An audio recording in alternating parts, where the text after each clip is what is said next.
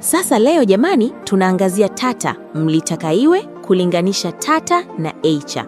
Kwanza, tuangazie basi moja moja, Tata kwanza. Tuchambue moja moja, alafu mwisho wa siku, tutamjua mbabe nani. Haya, kwa upande wa Tata, hili si basi la majaribio. Hili ni basi lililothibitishwa kwa kazi. Leo tunakuonesha Tata LP 912, basi ambalo limepewa nafasi kubwa Tanzania kwa sababu moja kuu: kuhimili mazingira halisi ya safari zetu.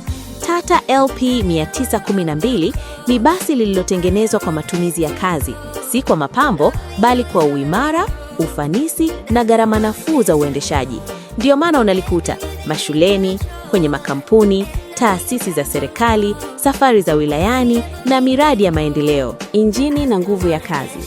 Chini ya kofia, Tata LP 912 lina injini 497 TCIC Common Rail, injini ya silinda 4 yenye ujazo wa 3783 cc, nguvu ya farasi 125 PS na torque ya 400 Nm kwenye mizunguko ya chini. Hii inamaanisha linaweza kupanda milima bila kusumbuka, linaendelea vizuri hata likiwa limejaa, halihitaji kukandamizwa sana na dereva. Hii ni injini ya kazi, si ya kukimbiza mwendo, bali ya kudumu muda mrefu. Mfumo wa gia na uendeshaji. Tata LP 912 lina gearbox ya GBS 550 Synchromesh yenye cable shift mechanism.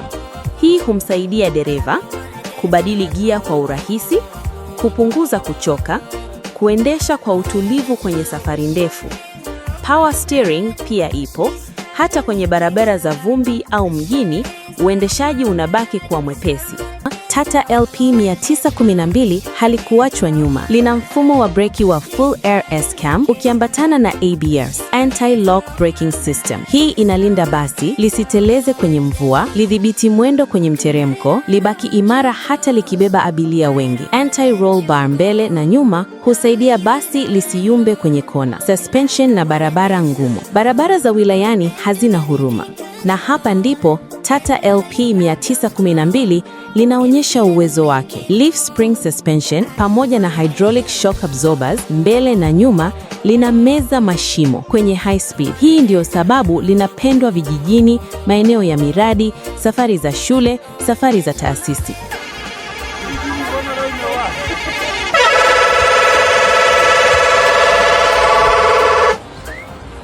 Kwa kifupi, Tata LP 912 si basi la kupendezesha macho, ni basi la kumaliza kazi. Ni basi lililojengwa kwa mazingira ya Tanzania, likipewa nafasi kubwa kwa sababu linakabiliana na changamoto za safari na kushinda. Kama unatafuta basi la kazi, la kuaminika na la matumizi ya muda mrefu, Tata LP 912 bado linasimama imara jamani. Kuisha. Next time, Tata versus Eicher, tumuone nani mbabe. Hii ni Safari Coach TZ. Usiache kunitafuta kwenye mtandao na kunifollow kama Instagram, Facebook na TikTok na hapa YouTube. Asante kwa kutazama na kutakia heri ya mwaka mpya. Goodbye.